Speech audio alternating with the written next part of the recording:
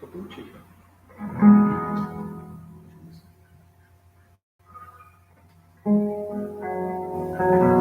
Se quiser usar o fone, tem. Veja.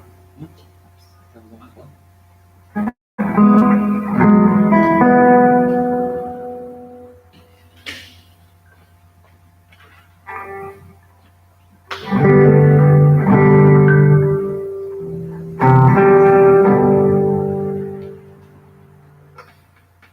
Boa noite, queridos.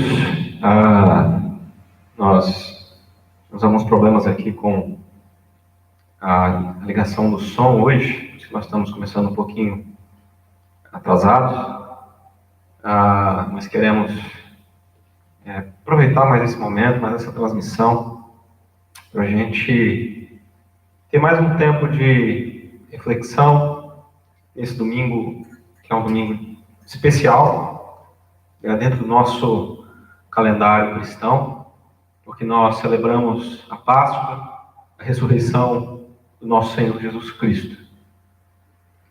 Um momento muito especial e muito singular na nossa caminhada, porque a ressurreição, a morte e a ressurreição de Jesus, elas representam para nós algo de esperança que nós não podemos medir. Uma esperança que transcende todos os problemas que nós enfrentamos. Por isso, esse é um momento muito singular. Eu queria que você lesse comigo justamente o texto que está em Apocalipse, capítulo 1, versos 17 e 18, que é um texto que fala justamente dessa esperança, né? O que nós temos a partir da ressurreição de Jesus. Ele diz assim: ao vê-lo, caí aos seus pés como morto. Porém, ele pôs sobre mim a mão direita, dizendo: não tenha medo, eu sou o primeiro e o último, e aquele que vive. Estive morto, mas eis que estou vivo, para todos sempre, e tenho as chaves da morte e do inferno. Jesus, quando aparece ali para João, ele diz para ele assim: olha, não tenha medo, porque eu sou aquele que vive. Porque eu estava morto, mas eu venci a morte. E por isso você não precisa ter medo, porque eu venci a morte, disse Jesus. E eu tenho as chaves da morte, eu tenho poder sobre a morte e sobre o inferno. Por isso nós não precisamos de nenhum tipo de temor, porque Jesus ressuscitou, porque Ele venceu a morte por nós, em nosso lugar, indo à nossa frente para nos dar a esperança e a vitória. Queria convidar você a fechar os seus olhos, a fazer uma oração, a conectar a sua mente e o seu coração com Deus.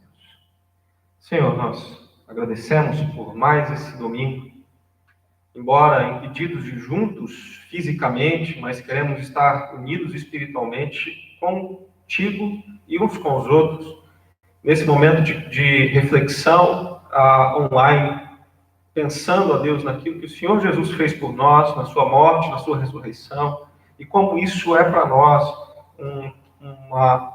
uma fonte inesgotável de esperança para todas as lidas e todas as crises que nós temos de passar. Ajuda-nos a confiar no Senhor e perdoa, Deus, porque muitas vezes nós resvalamos na nossa confiança em Ti. Ajuda-nos a seguir firmes, ó Deus, caminhando firmes na nossa fé. Assim, nós oramos em nome de Jesus. Amém. Vamos cantar algumas canções. Eu queria convidar você a acompanhá-las, se você souber cantar aí com a sua família, para que a gente celebre e agradeça a Deus pela sua ressurreição.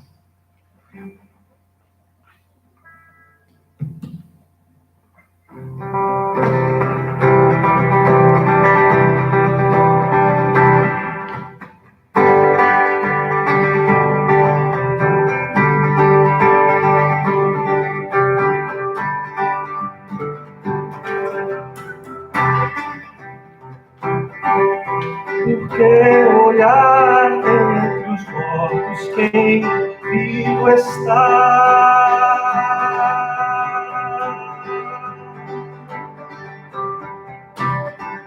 Por que procurar o que já foi aquele que é?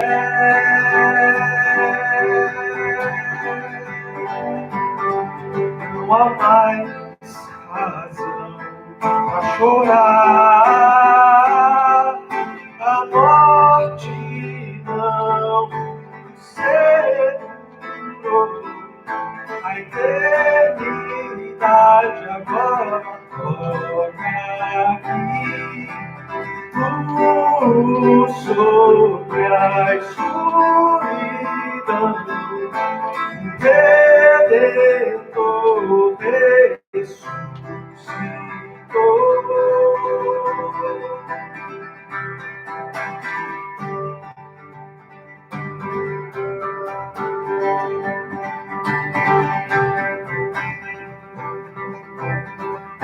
Porque olhar dentre os mortos quem vivo está.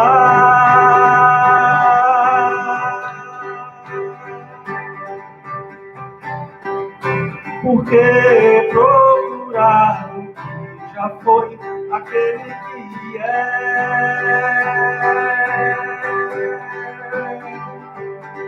Não há mais razão para chorar. A morte não segurou. A eternidade agora toca aqui. Luz sobre a escuridão. Redentor ressuscitou. A morte não segurou. A eternidade agora toca aqui.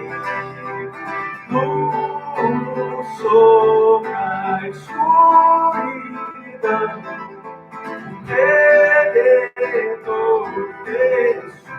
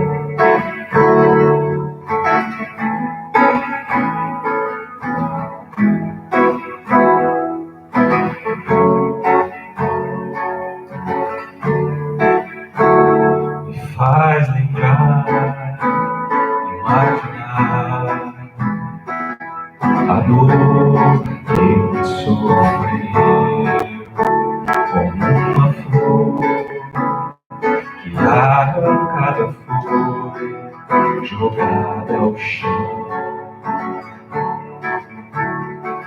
por mim, por nós. Olhar a cruz e não mais ver, você não está lá. Ressuscitou, o céu está, e um dia eu sei que hei de entrar.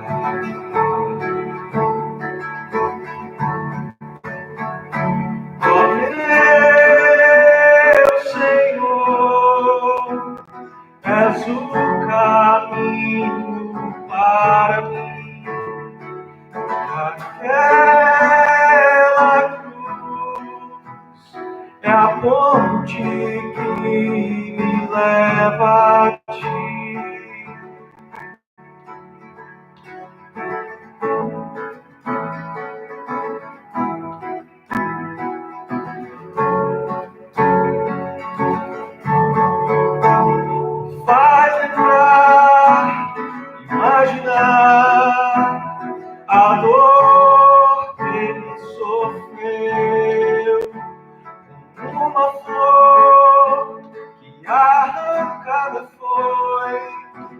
jogada ao chão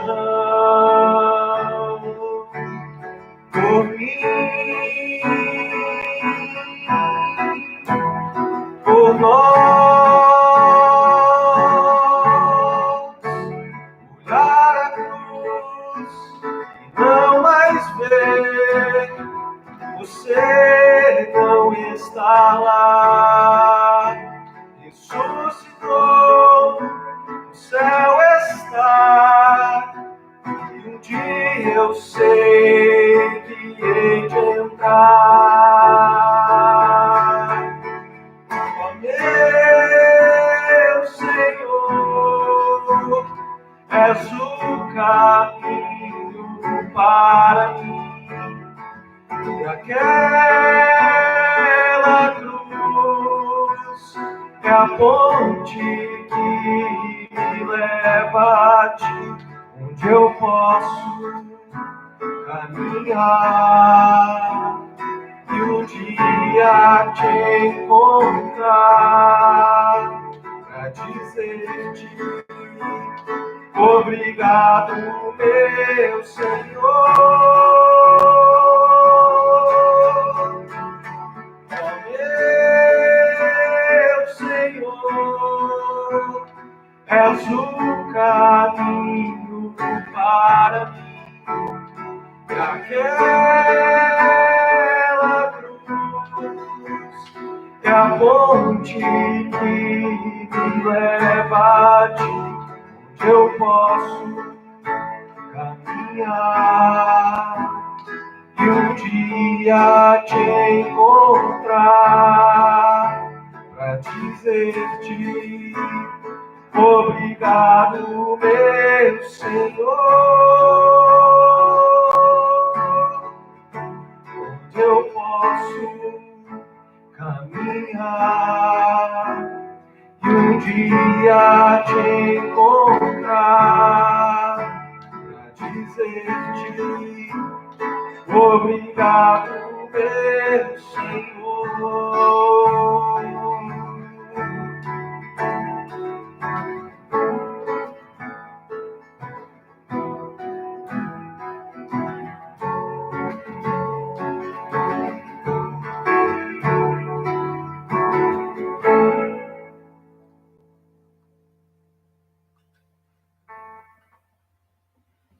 A morte e a ressurreição de Cristo vem para nós, para a nossa justificação, para a nossa salvação, para a nossa vida eterna.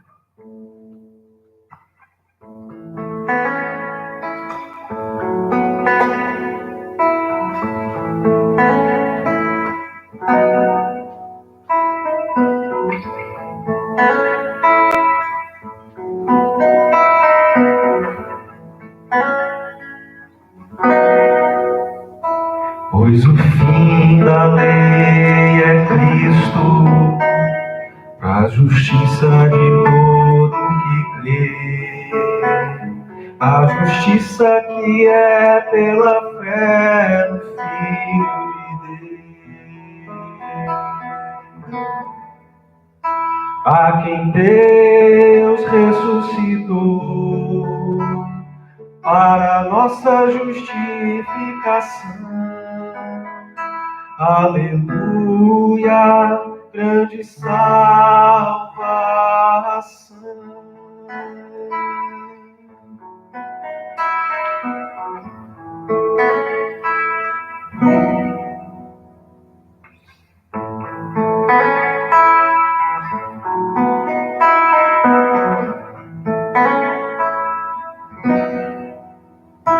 Pois o fim da lei é Cristo, a justiça de todo que crê, a justiça que é pela fé no Filho de Deus, a quem Deus ressuscitou para a nossa justificação. Aleluia, grande salvação.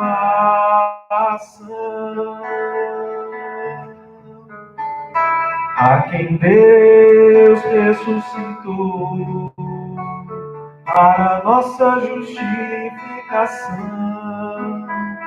Aleluia, grande salvação.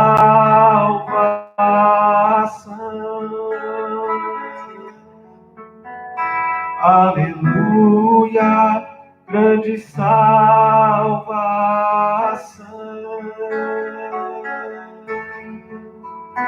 Aleluia, grande salvação.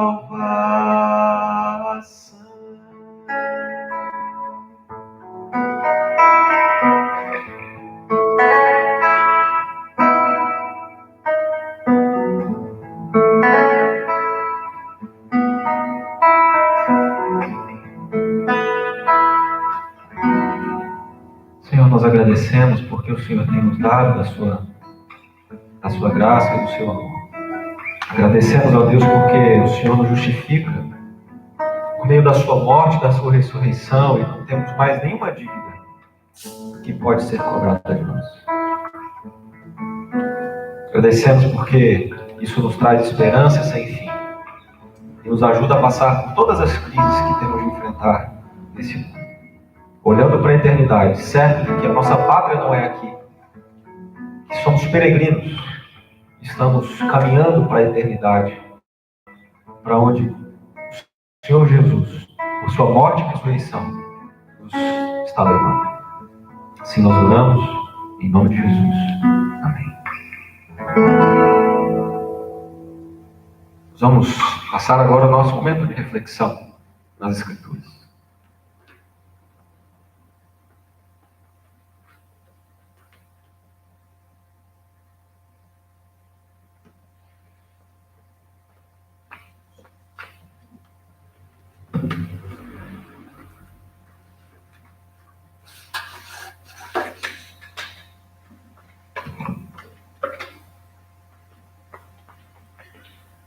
Boa noite, irmãos. A graça e a paz do nosso Senhor Jesus Cristo esteja com cada um de nós. Será que se não pusesse o microfone? Dá uma olhada aí. Ele está meio ruim. Vou tentar fazer esse um microfone. Qualquer coisa, dá um ok se estão ouvindo ou não.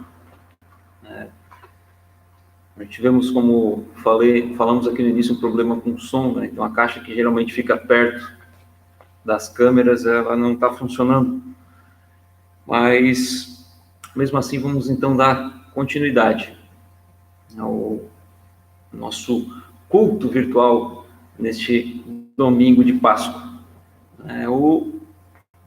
O que nós queríamos neste momento é estarmos aqui todos reunidos, né, fazendo um culto como geralmente nós fizemos todos os anos, né, comemorando alegremente, né, o dia da Páscoa, o momento que a gente comemora realmente a morte e a ressurreição de Cristo pela nossa vida.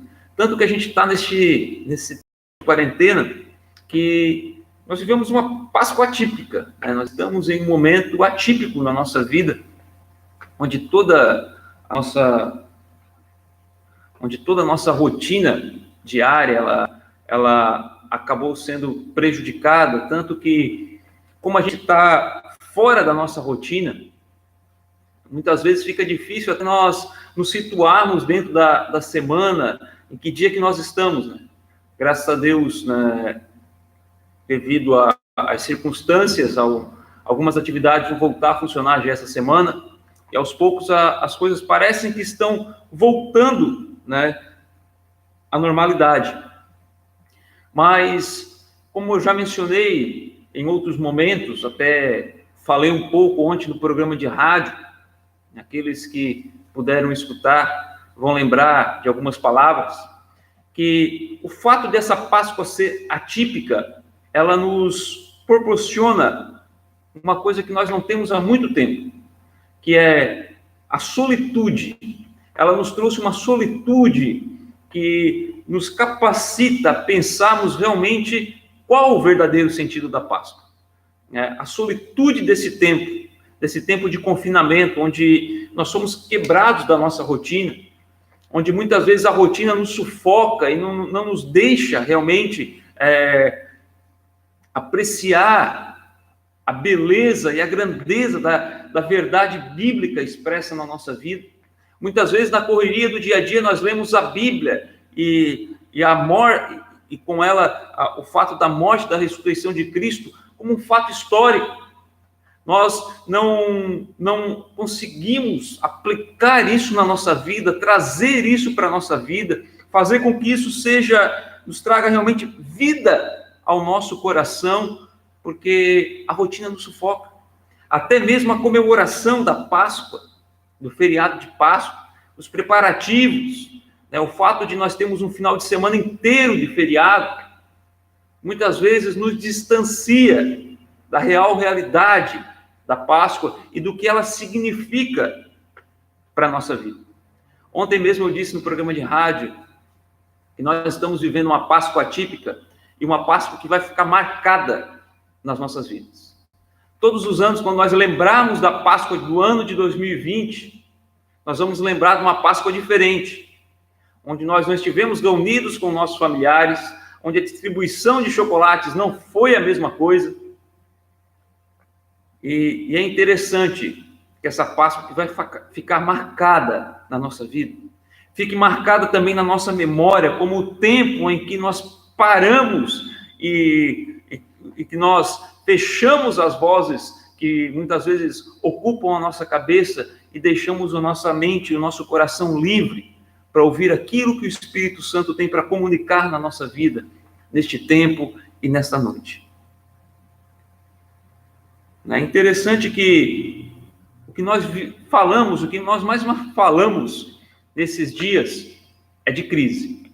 Nós estamos em uma crise que aconteceu devido a esse fato do coronavírus, mas nós estamos, então, vivendo em um tempo de crise. Só que muitas vezes, nós não nos demos conta que essa crise é derivada de outra crise. Tanto que ela não é uma crise esporádica, visto que a gente já passou por crises semelhantes no decorrer da nossa história humana. Então, existe uma crise da qual dependem e derivam todas as crises que afetam os seres humanos. Eu convido você, neste momento, a abrir comigo a sua Bíblia, onde você está neste momento, no primeiro livro da Bíblia, o livro de Gênesis, capítulo 1, do versículo 1 ao versículo de número 31. Abra comigo Gênesis capítulo 1, capítulo 1, no versículo de número 31.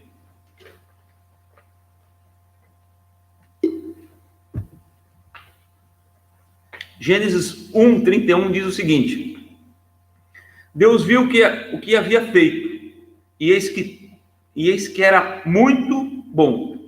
Houve tarde e manhã no sexto dia. O mundo que o homem vivia, o mundo criado por Deus, o sistema criado por Deus, na qual ele coloca o homem, diz a palavra de Deus que era perfeitamente bom. Aqui na versão Nova Almeida atualizada, ele diz que Deus, em sua perfeição, viu que aquilo que ele tinha criado era muito bom. Ou seja, tudo funcionava bem. Tudo funcionava na mais perfeita harmonia. E nós percebemos que no início da história humana, depois que o homem está no jardim, ambientando-se a vida no jardim, aquele mundo em completa harmonia, Deus um pacto com o ser humano.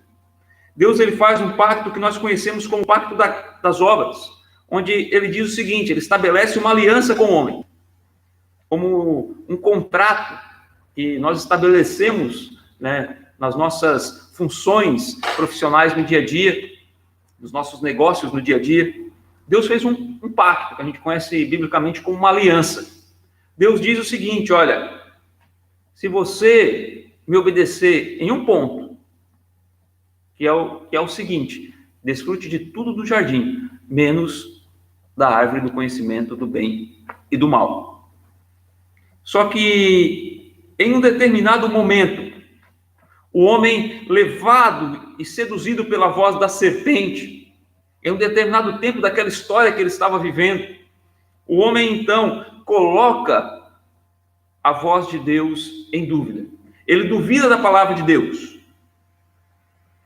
Então ele vai e experimenta daquele fruto que Deus havia dito para que ele não experimentasse. O que acontece a partir de então? Nós percebemos primeiramente uma crise interna. Gênesis capítulo 3, e você pode ler o capítulo 3 de Gênesis na sua casa, que fala a respeito da queda do homem, desse ato de desobediência. No capítulo 3, no versículo 7, diz o seguinte: então os olhos de ambos se abriram e perceberam que estavam nus. Costuraram folhas de figueira e fizeram para si cintas. O homem nunca enxergou o fato de ele estar nu. Isso nunca foi um problema, né? Mas a partir do momento que ele peca, né, algo fica em desarmonia na sua própria vida, na sua própria existência, ao ponto de ele olhar para sua esposa e ver que ela está nua, e olhar para si e ver que ele está nu, e aquilo ali gerar um problema, algo que não tinha antes, né? E nós não vamos entrar nos fatos teológicos a respeito disso, porque o tempo não nos permite, mas nós percebemos ali uma crise interna, que o homem rapidamente busca resolver, fazendo roupas com folhas de figueira, que era o material que ele tinha, mais próximos de si mesmo, mais próximo das suas mãos, até porque naquele momento ali, ele não usava, nem Deus vai fazer no futuro, uma roupa para eles de pele de animais, não era algo comum para ele. Ele vai aprender no decorrer da sua história a fazer outros tipos de roupa, né? E ali também nós percebemos no versículo seguinte, uma crise espiritual. Quando Gênesis 3, versículo 8, nos diz o seguinte: ao ouvirem a voz do Senhor Deus, que andava no jardim quando soprava o vento suave da tarde, o homem e a sua mulher se esconderam da presença do Senhor Deus, entre as árvores do jardim. Ou seja, havia uma crise. Estabeleceu-se uma crise ali entre o humano e o divino, porque Deus agora estava separado do homem pelo pecado. Não havia mais a harmonia entre o espiritual, entre o homem e aquilo que transcende a sua existência, que é Deus. Agora, quando o homem ouve a voz do Senhor, ele é tomado por um sentimento que ele não havia experimentado ainda, o sentimento de medo. Medo realmente. Medo que muitos têm quando ouvem a palavra coronavírus hoje. Um medo comum que hoje nós experimentamos. Adão e sua esposa estavam experimentando pela primeira vez. O Senhor, Criador dos céus e da terra, o Deus amoroso se chegou a eles e eles estavam com medo, mostrando que agora nossos sentimentos estão em desarmonia. Aquilo que estava conectado se desconectou. Aquilo que era natural não é mais natural. Aquela intimidade natural que o homem tinha com Deus não existia mais. E prontamente nós vamos perceber que isso vai afetar o homem em toda a sua existência. Porque uma crise que nós vemos aqui é a crise relacional. Gênesis 3, versículo 12, diz o seguinte: então o homem disse: a mulher que me deste para estar comigo, ela me deu da árvore e eu a comi. A gente percebe a primeira crise conjugal, onde Adão tenta colocar a culpa na sua esposa, dizendo: foi a mulher. E a gente percebe que a partir de Gênesis 3, aqui, versículo 12, nós percebemos de forma clara que o homem não vai ter a mesma facilidade de relacionamento que tinha antes. Por isso que é tão difícil nós estarmos em relacionamento. Por isso que geralmente os relacionamentos matrimoniais estão em crise. Porque o pecado entrou na nossa vida. E logo após, na sequência da história, nós vimos uma crise social. No capítulo 4, versículo 3, você pode abrir comigo aí no mesmo livro de Gênesis. Diz o seguinte: Caim disse a Abel, seu irmão: vamos ao campo. E estando eles no campo, Caim se levantou contra Abel, seu irmão, e o matou. Nós vimos a primeira crise social movida por ganância, por inveja. O primeiro assassinato da história acontece por causa de inveja, de ciúme. E quantas guerras, quantos embates são travados por ciúme, por vaidade, por ganância, por poder, por sentimentos mesquinhos como esse. E nós percebemos que todas essas crises provêm do pecado, da desobediência humana. Por isso nós dizemos, dentro da nossa exposição da teologia da graça, que nós somos totalmente depravados, porque o pecado nos atingiu de uma forma tal que ele nos trouxe uma desarmonia, e a existência humana passou a ser caótica e crítica. Por isso que, na história humana, nós vimos crise em cima de crise. Nós podemos perceber, essa crise é mundial. Essa crise é mundial hoje porque nós vivemos em um mundo globalizado, onde uma coisa que acontece na China acaba atingindo todo mundo, porque nós estamos nessa aldeia global. Mas nós percebemos na história, até na história antiga, crises em países, crises em impérios. E nós vimos na história bíblica pessoas com crises existenciais. Por isso que aquela sentença que Deus dá ao homem é uma sentença terrível. Aquela sentença que Deus chega ao homem e diz, agora vai ser assim. Que nós lemos muitas vezes como uma coisa comum, mas foi uma sentença terrível. É interessante que até mesmo Adão e sua esposa, e o ser humano que estavam naquele momento com eles, não tinham noção do que eles enfrentariam no decorrer da sua história. Acho que se Deus passasse um filme na cabeça deles naquele momento, descrevendo como seria a vida deles, como seria ver um filho assassinando outro filho, eu acho que o desespero deles ficaria mais latente, mais explícito neste momento. É como Adão naquele momento era como o filho pródigo, que Cristo fala em uma certa parábola, que ele só vai dar valor às coisas que ele tinha na casa do Pai quando ele for privado delas. No momento que Adão e Eva são privados realmente do jardim, eles começam a perceber o tamanho do erro que eles tinham feito. E como a sentença que eles tinham feito, e como aquela sentença realmente era terrível. E porque nós nunca experimentamos aquilo que Adão experimentou, porque nós nunca vivemos em um mundo totalmente harmônico, nós nunca vivemos em um mundo sem a presença do pecado. Muitas vezes nós lemos a sentença como algo comum. Sabe por quê? Porque nós nos acostumamos a viver neste mundo caído e achamos que este mundo caído é a nossa casa. Mas não é. É interessante assim, imagina você, vamos tentar fazer uma história na nossa mente, para que a gente consiga captar um pouco da grandeza da queda. Você sendo um grande senhor de terras. Imagina se você tivesse um grande senhor de terras, um senhor justo, tivesse governo sobre toda a sua terra, tivesse servos, pessoas, famílias, da qual você governava sobre elas, animais, e tudo aquilo que produzia, você distribuía aquela produção entre os seus servos, e tudo funcionava bem. Até o momento que você desobedece uma ordem legal, até o momento que você pisa na bola em algum ponto, e você perde tudo aquilo que você tinha. E você não vai ser nenhum servo, como eram os seus servos, mas você vai se tornar um escravo de um senhor opressor. Você, com outra maneira, em outro tempo, era um bom governante, um governante justo. Agora você vai ser escravo de um servo opressor, sem direito nenhum. Multiplica isso por 1000 na sua mente. Isso aí nos dá uma pequena noção daquilo que Adão perdeu. E da realidade que nós estamos vivendo hoje. Adão tinha governo de toda a terra. Toda a criação estava sob o governo de Adão, porque Deus o havia entregado isso a Adão.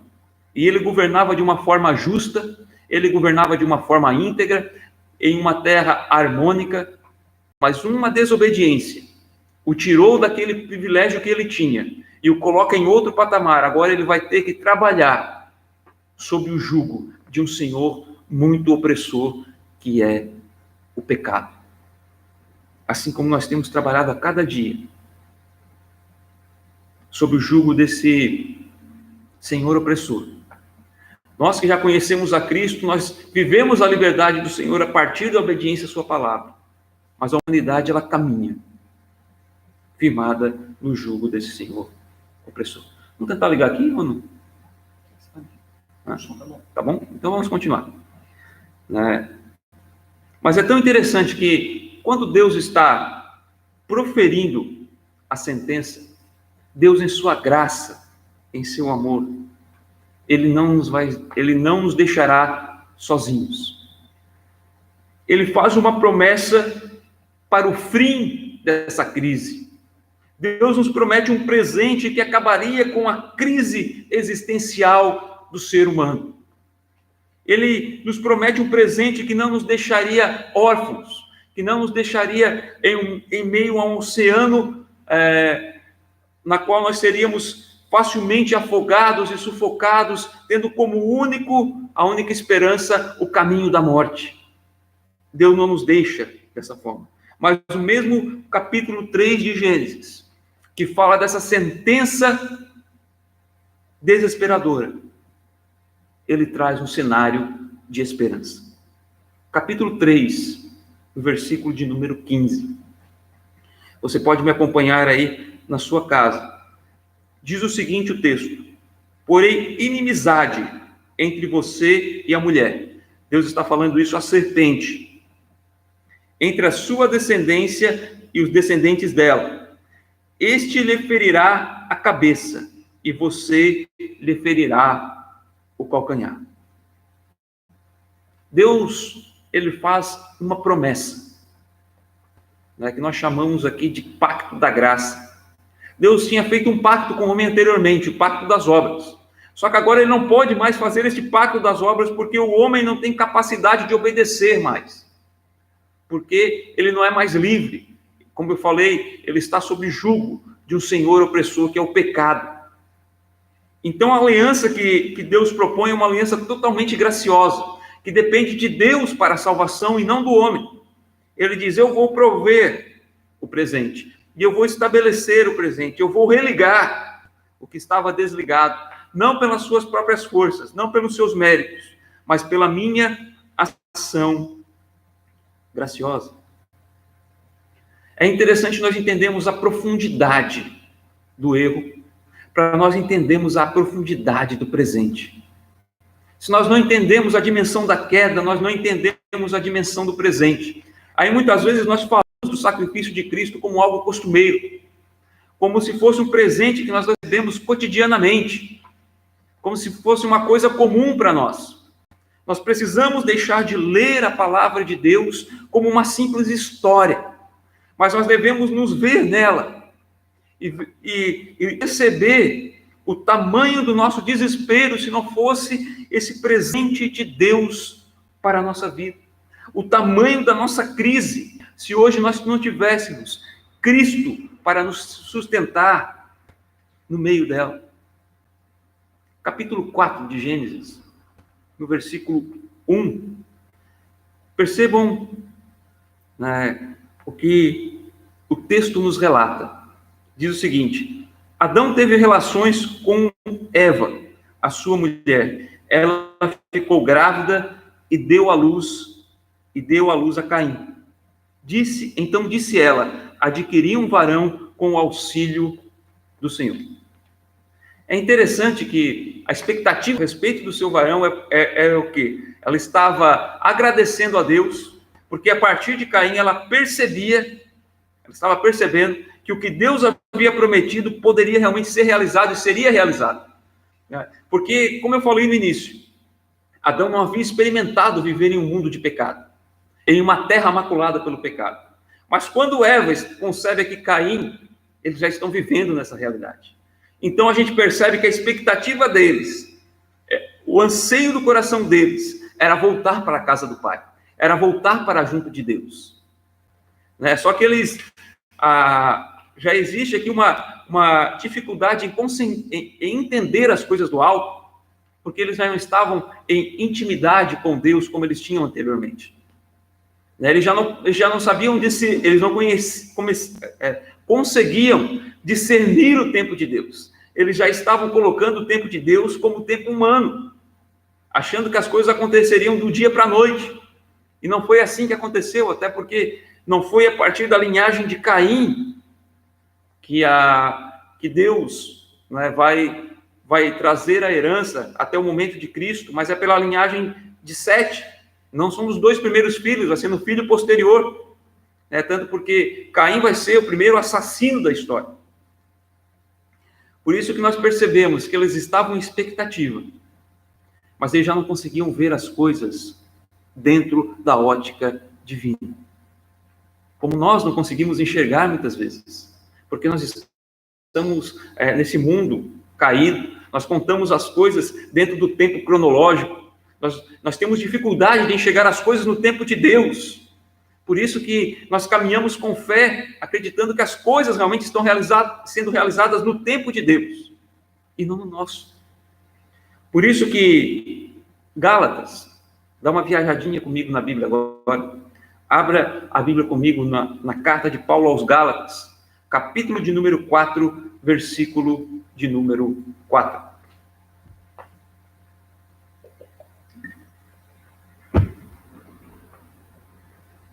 Diz assim: mas quando chegou a plenitude do tempo, Deus enviou o seu filho, nascido de mulher, sob a lei. Nascido de mulher, nascido sob a lei. É interessante que Paulo diz, chegou a plenitude do tempo, o tempo da promessa. Séculos, milênios se passaram até da queda, até esse momento aqui, mostrando realmente que nós não estamos mais vivendo o tempo de Deus como o homem vivia anteriormente, porque nós estamos hoje maculados pela morte. Contamos o tempo de forma cronológica. O tempo nos afeta diferentemente do que afeta Deus. Diz que Cristo chegou no momento certo. E a história da promessa, até o cumprimento da promessa, ela serve para nós vermos que, se não fosse pela graça de Deus, nós não conseguiríamos viver nesse mundo. Nós percebemos dentro da história dos patriarcas, dentro da história de Israel como reino, dentro da história de Israel pós-exílio, crise em cima de crise. E Deus sempre se apresentando ao homem em momentos de crise e renovando a esperança na promessa. Por isso que nós temos dispensações dentro do pacto das obras, dentro do pacto da graça, perdão. Aliança com Noé, aliança com Abraão, o momento em que Deus se revela ao povo a partir de Moisés, onde Deus está renovando a esperança na promessa para que quando chegasse neste momento, a plenitude dos tempos, Cristo entrasse na história. Como Paulo coloca aqui, o presente de Deus para a humanidade caída, o presente de Deus para acabar com todas as crises. Um homem que é diferente dos outros homens, porque não tem pecado, porque ele não foi maculado pelo pecado. Um homem diferente dos homens, porque ao mesmo tempo que ele é homem, ele é Deus. Porque ele deveria ser o homem-Deus, para que conseguisse, fosse capaz, por meio da sua obra, na cruz do Calvário, ligar novamente o homem a Deus. A ponte entre o humano e o divino. A restauração daquilo que havia sido quebrado pelo pecado. É interessante que Jesus Cristo chega ao mundo. E quando nós olhamos a história, nós percebemos o quê? Um mundo em crise. Um mundo em crise existencial. Um mundo dividido numa crise política. Na Palestina, os judeus estavam em crise, dividida em várias facções político-religiosas. esperando o momento em que o filho de Davi sentaria novamente no trono de Jerusalém. E eles estavam dominados por um império romano, que ao mesmo tempo que trouxe unidade à bacia do Mediterrâneo, trouxe caos a esse mesmo território, buscando trazer a paz por meio da espada. E onde passava, ele causava caos, causava revolta, fazia escravos, mantinha uma aparente paz política, mas o Império Romano era um fervilhar de revoltas constantes, assédio nas suas fronteiras, mostrando que o mundo estava em caos. O mundo vivia uma tensão política, semelhante à tensão política que nós vivemos hoje, que sempre existiu na história, porque o homem em crise ele não consegue mais viver em unidade. Se temos alguma unidade no país hoje, ela é mantida por leis, que é mantida por polícia, por exército, por imposição, porque nós naturalmente somos propensos a revoltas, porque naturalmente nós estamos em desarmonia. Mas Cristo chega a este mundo para abrir a porta que Adão fechou por meio da sua desobediência. Por meio da sua obediência, Cristo ele vem reabrir aquilo que Adão havia fechado. Por isso que Cristo é o fim de todas as crises.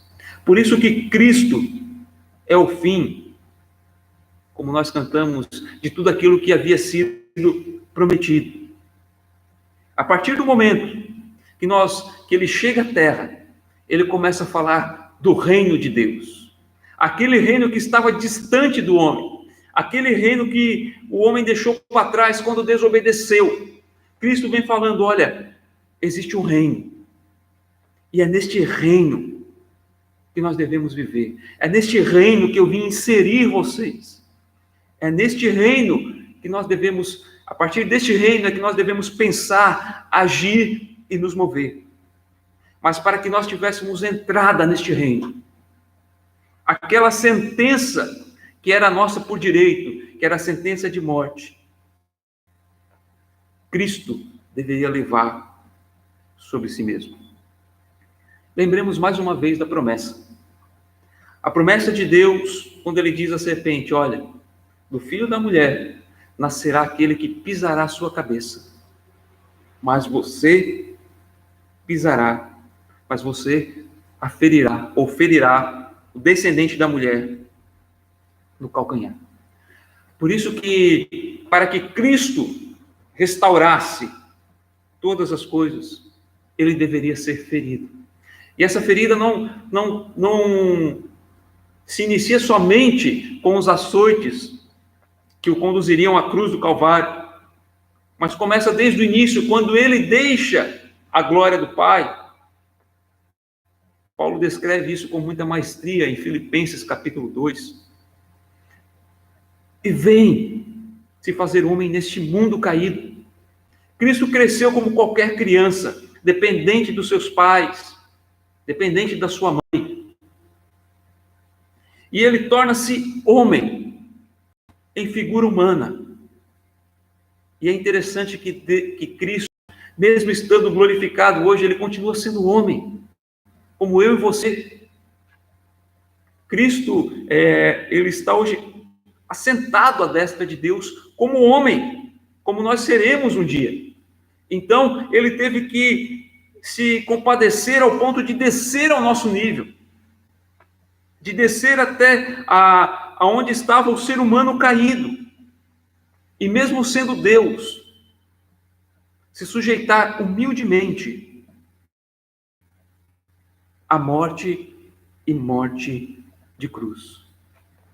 Por isso que a gente diz que esse pacto que Deus fez, essa promessa, ela é totalmente graciosa. Porque nós não merecíamos nada disso. Nós não merecíamos favor nenhum de Deus. Imagine tamanho sacrifício. E nós muitas vezes falamos de cruz, como eu já disse aqui, de forma romântica. Lemos isso na história como mais um fato histórico. Um fato que dividiu a nossa contagem de tempo em antes de Cristo e depois de Cristo. Mas a cruz era uma condenação terrível, se não a pior condenação romana. E a crucificação de Cristo, ela não foi uma simples crucificação, mas ela teve toda aquela via dolorosa, onde Cristo sofreu horrores antes de ser pendurado na cruz. Cristo chegou, quando ele é crucificado, literalmente, ele já está à beira da morte. Tudo aquilo que Cristo sofreu anterior à cruz, mesmo que ele não fosse crucificado, provavelmente ele não conseguiria se manter vivo. Mas mesmo assim ele vai à cruz do Calvário, crucificado, recebe aqueles cravos para coroar toda aquela dor e aquele sofrimento que ele estava passando. E quando nós lembramos desse fato, nós percebemos que hoje tem pessoas com medo do coronavírus. Em parte é normal. Mas imagina que medo nós teríamos se nós tivéssemos que enfrentar uma morte de cruz. Cristo não precisava de nada disso. Ele fez voluntariamente. Em todo o seu ministério na terra, ele era plenamente convicto do final que aguardava ele. Tanto que diversas vezes ele falou sobre isso com os seus apóstolos. Mesmo que os ouvidos dos apóstolos estivessem fechados a respeito dessa verdade. E em João, capítulo de número 19, versículo de número 30, nos diz o seguinte: E quando Jesus tomou o vinagre, disse: Está consumado. Inclinando a cabeça, entregou o Espírito. Depois de ele ter sido crucificado, depois de ele sofrer horrores, de ele ser afrontado, humilhado, quando estava lá na cruz, porque o processo de crucificação era exatamente isso, era uma humilhação plena do condenado, onde a pessoa ficava em uma exposição plena, morrendo em agonia profunda. Geralmente a pessoa ficava na cruz por mais de um dia. Cristo não aguentou aquele tempo todo, porque Cristo já estava com o seu corpo completamente flagelado. E diz que no seu último suspiro, ele diz: está consumado. Ou seja, tudo o que havia sido prometido está cumprido. Era necessário sofrer essa morte, ter o calcanhar ferido, para que então ele fosse capaz de pisar a cabeça da serpente, ou seja, tomar tudo aquilo que foi nos tirado, vencer o poder do pecado, vencer a morte. E é interessante que este termo aqui que nós traduzimos sobre está consumado, ele quer dizer literalmente totalmente pago. A tradução literal disso aqui no grego é totalmente pago. Como se nós tivéssemos um escrito de dívida. E quando aquela dívida que havia sido contraída, ela é quitada, então ela recebia o carimbo, semelhantemente, quando nós temos o comprovante de pagamento de um boleto, naquele tempo, então tinha o carimbo, e ele dizia: está totalmente pago. Aquele escrito de dívida que era contra nós, que Paulo descreve em Colossenses, ele é totalmente pago na cruz do Calvário. E Cristo, então, naquele momento, ele entrega o seu Espírito ao Senhor. Isso aconteceu na sexta-feira. Cristo é preso na madrugada de quinta para sexta-feira. Isso vai acontecer na tarde de sexta-feira, onde Cristo, então, entrega o seu Espírito ao Senhor. Passa-se o sábado, mas no primeiro dia da semana, diz a palavra de Deus, de madrugada, quando ainda estava escuro, Maria Madalena foi ao túmulo e viu que a pedra da entrada havia sido removida. É interessante que Cristo experimentou a morte, mas ele não ficou refém da morte. Aí está a grande questão. Cristo, no terceiro dia, ele irá ressuscitar, vencendo realmente a morte.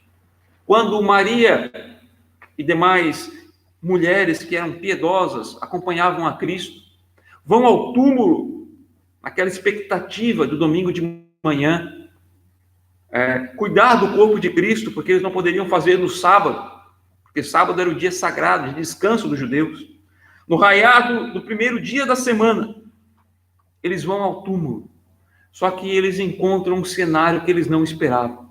A pedra estava removida e Cristo não estava mais lá. E você pode ler na descrição que os evangelhos fazem, que Cristo se apresenta primeiro a Maria Madalena, e aos poucos Cristo começa a se apresentar aos seus discípulos, né? Começa a se apresentar aos seus seguidores, como o Deus ressuscitado, como o homem-Deus que havia sido ressuscitado. Tanto que Pedro, diz o versículo 6, entra no túmulo, não vê ninguém, só viu somente os lençóis que estavam sobre Jesus. O mais importante em todo o processo de sacrifício de Cristo é que ele ressuscita de forma vitoriosa no terceiro dia. Por isso que nós comemoramos a Páscoa no domingo, porque é o dia que o Cordeiro de Deus, ele é trazido de volta à vida.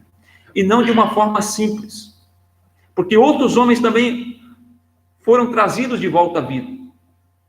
Os próprios evangelhos nos falam de Lázaro e outras pessoas, mas Cristo não foi trazido de volta à vida da mesma forma que esses homens. Cristo foi trazido de volta à vida em glorificação, em um momento que, em uma realidade onde a morte não o atingia mais, ou não o atinge mais. Agora a nossa esperança é que um dia nós vamos estar com Cristo nessa mesma configuração, em glorificação. Mas é interessante que no versículo 19 diz o seguinte: ao cair da tarde, daquele dia, mesmo dia de domingo, né, a expectativa da ressurreição, né, a expectativa, a alegria da ressurreição, ela se inicia no início do dia, no raiar do dia, mas ela se consumará de forma completa no coração dos discípulos, no cair da tarde, no pôr do sol, estando trancadas as portas da casa onde estavam os discípulos. Por quê? Eles estavam com medo dos judeus. Jesus veio e pôs-se no meio deles, dizendo: que a paz seja convosco. É interessante, né, que Jesus vai se apresentar aos discípulos naquele momento, e nós percebemos que aqueles homens que andaram com Deus, aqueles homens que andaram com Cristo aqui na terra, que viram diversos milagres de Jesus, que viram Jesus multiplicar o pão, que viram Jesus ressuscitar pessoas, eles estavam trancados em casa em crise, com medo, como muitos se trancaram em casa nesse tempo de quarentena, morrendo de medo do futuro, com medo da morte, com medo de não terem o que comer nos dias posteriores, nos dias seguintes. Mas quando Cristo se apresenta, ele diz: paz seja convosco. Como Cristo estava dizendo a eles: por que vocês temem? Por que vocês estão em crise? Vocês sabiam, por aquilo que eu tinha falado, que eu venceria a morte. Cristo está dizendo: a paz seja convosco, porque agora eu estou no meio de vós mais uma vez. E as crises desse mundo não podem mais atingir vocês, porque vocês não estão firmados em vocês mesmos, mas vocês estão com a sua vida guardadas em mim. E a mensagem que a Páscoa nos traz é a seguinte: as crises deste mundo, elas não podem mais nos atingir, porque Cristo ressuscitou e a paz dele está conosco. Tanto que hoje nós olhamos para este mundo, nós vimos o quê? Um mundo que continua em crise, em caos, em desarmonia. Mas olhamos para dentro de nós e vimos paz, porque a nossa vida não está firmada neste mundo, porque nós sabemos que esse mundo está fadado à corrupção. Mas hoje, a partir de Cristo, nós não vivemos na realidade desse mundo, mas nós vivemos na realidade do reino eterno de Cristo, na qual ele governa, de maneira soberana e porque Ele está governando todas as coisas, nós temos paz. Porque o presente prometido por Deus, a nossa vida, Ele nos alcançou em Cristo. Nós temos paz. E essa paz, ela é exemplificada de forma clara na vida dos discípulos de Cristo, depois que o seu mestre é levado aos céus. Os discípulos continuarão vivendo como eu e você, em um mundo caótico, em um mundo crítico. E a vida dos discípulos sempre foi cercada de crise, de perseguição, de dificuldade. Mas em todos os momentos, eles tinham paz. Lá fora, eles viam crise, mas nos seus corações eles viam paz. O mundo que cercava a igreja era um mundo crítico, mas na comunhão da igreja existia a paz que provém de Jesus Cristo, porque a crise não nos afeta mais. Nós podemos até viver a crise, nós podemos ser influenciados por ela, mas ela não nos afeta mais, porque o que a crise pode nos tirar em termos espirituais? Ela pode nos trazer morte, mas a morte vai nos alcançar em qualquer momento. Mas essa morte que alcança a todos, ela não tem mais poder sobre a nossa vida, porque a nossa vida está guardada em Cristo. A morte não representa mais o fim trágico de todas as coisas, mas o início de uma vida gloriosa em Cristo. O início de uma vida eterna ao lado daquele que nos resgatou e que nos salvou de uma maneira tão graciosa. O que nós tememos mais? De que forma essas crises que vão e vêm neste mundo podem nos atingir se a nossa vida está guardada em Cristo? Como o apóstolo Paulo diz, se Deus é por nós, quem pode ser contra nós? É momento de, neste tempo que nós estamos vivendo, como igreja, nós realmente descansarmos em Cristo. É momento de nesse tempo como igreja, nessa Páscoa diferente que nós estamos vivendo, nessa Páscoa com atitude,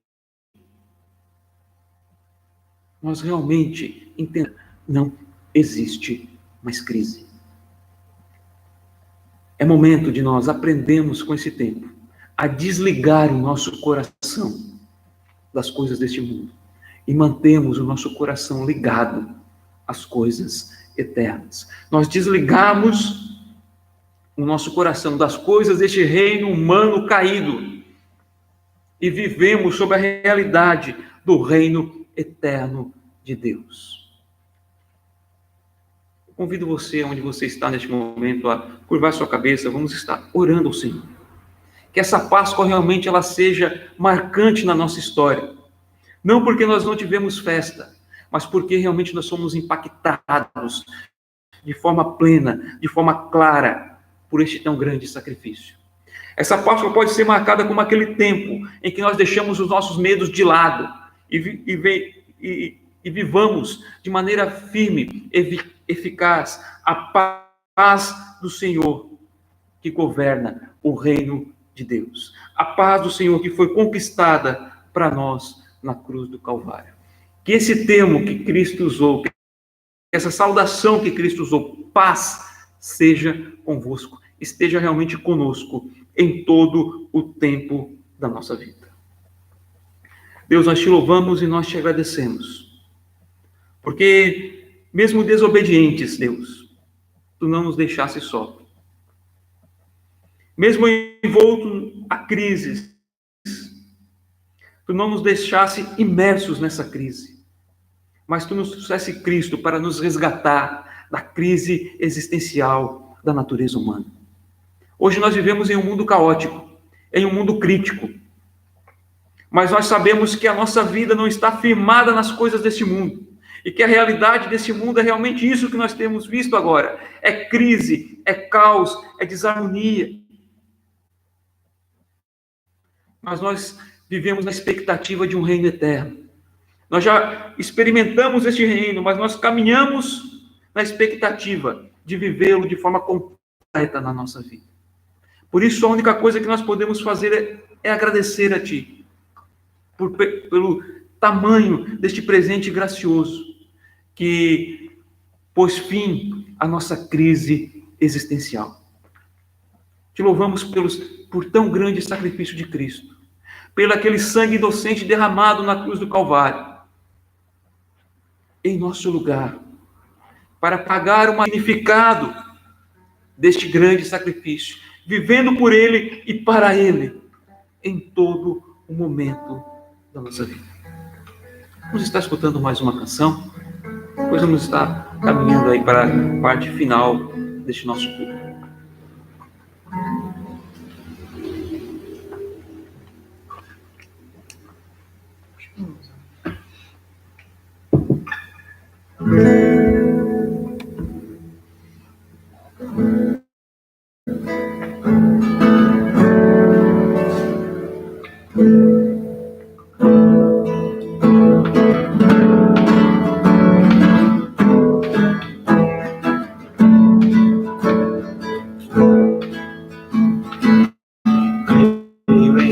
Pai Todo-Poderoso, Criador dos céus e da terra.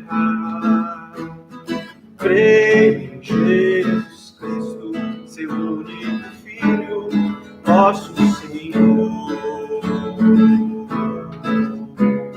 o qual foi concebido por obra do Espírito Santo e nasceu da Virgem Maria. Padeceu sob o poder de Pôncio Pilatos, foi crucificado, morto e sepultado, desceu em Hades,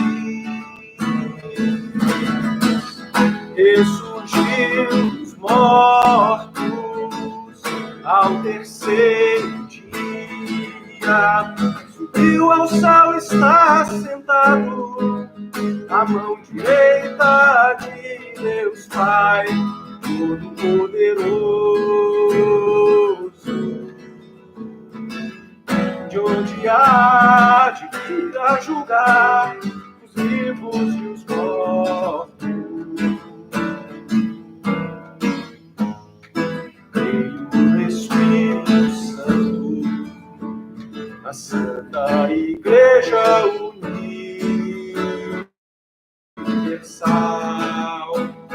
na comunhão dos santos, na remissão dos pecados, na ressurreição do corpo, na vida eterna.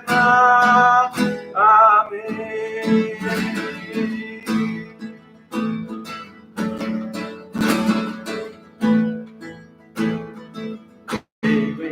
Pai Todo-Poderoso, Criador dos céus e da terra. Creio em Jesus Cristo, seu único Filho, nosso Senhor, o qual foi concebido por obra do Espírito Santo e nasceu da Virgem Maria. Padeceu sob o poder de Pôncio Pilatos, foi crucificado, morto e sepultado, desceu em Hades, ressurgiu dos mortos ao terceiro dia, subiu ao céu, está sentado à mão direita de Deus Pai Todo-Poderoso, de onde há de vir a julgar os vivos e os mortos. Creio no Espírito Santo, na Santa Igreja Universal,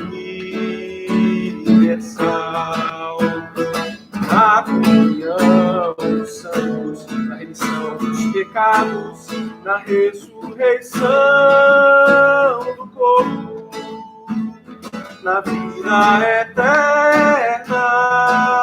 Amém.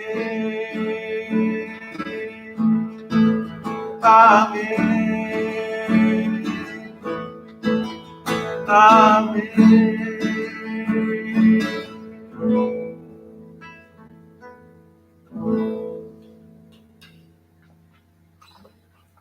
Que a gente possa fazer essa confissão.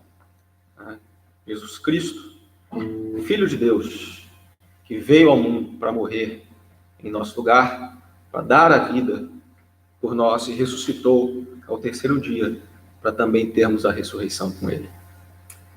Senhor, nós agradecemos pela Tua morte, pela Tua ressurreição, em nome de Jesus.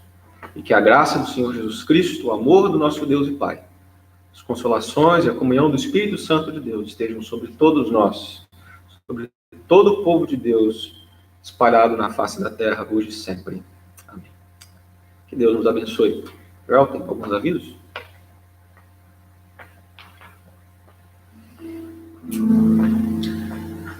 Amém, irmãos. Somos gratos a Deus por este tempo. Somos gratos a Deus por mesmo nós estarmos separados fisicamente, nós podemos estar juntos. É claro que nada substitui uma reunião onde nós estamos todos presentes, a comunhão que nós podemos ter durante nossas atividades semanais. Estamos ansiando pelo dia em que nós vamos estar novamente aqui reunidos, nós estamos na expectativa de voltarmos, mas primeiramente parece que o tempo de quarentena, principalmente o tempo em que as igrejas estarão fechadas, vai ser um pouco longo. Então nós seguimos nessa mesma expectativa, nós não queremos ir contra nenhuma autoridade governamental e nem burlar nenhuma lei, porque até nós sabemos que Deus governa sobre isso tudo. Nós não nos colocaremos contra autoridades, a não ser que eles firam alguns dos pontos da nossa fé, mas graças a Deus que nós estamos, mesmo nesse tempo, podendo nos reunir, podendo compartilhar a palavra dessa forma como nós estamos. Eu quero agradecer a igreja como um todo, pelo coração amoroso que vocês estão tendo. Nós falamos sobre a necessidade de alguns irmãos, sobre os irmãos estarem nos procurando, para estarem doando mantimentos, para a gente ajudar as famílias que estão em dificuldade neste momento. E nós agradecemos em nome daqueles que receberam. E é muito bom, porque isso é ser igreja. Um momento é o irmão, outro momento é aberto a receber a sua oferta. Se você quer ofertar na vida de algum irmão, quer ofertar uma cesta básica, uma oferta em dinheiro para ajudar aqueles que estão em dificuldade a pagar as contas essa semana, nós estamos destinando as ofertas e graças a Deus nós temos percebido como Deus tem suprido a vida do seu povo. E nós continuamos na semana com as nossas programações semanais.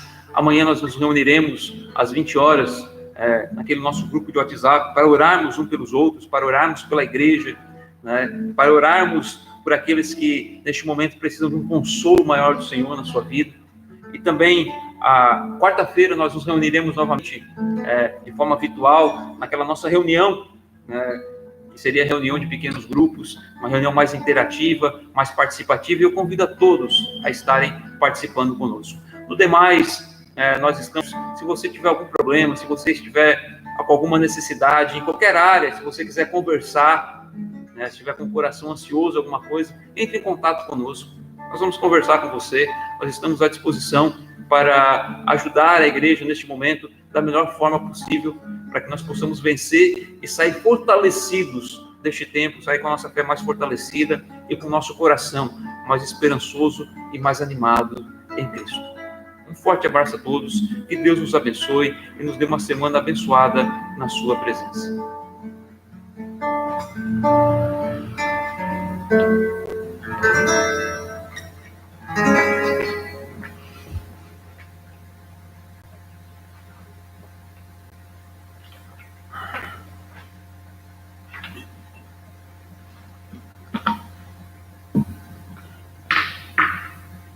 foi.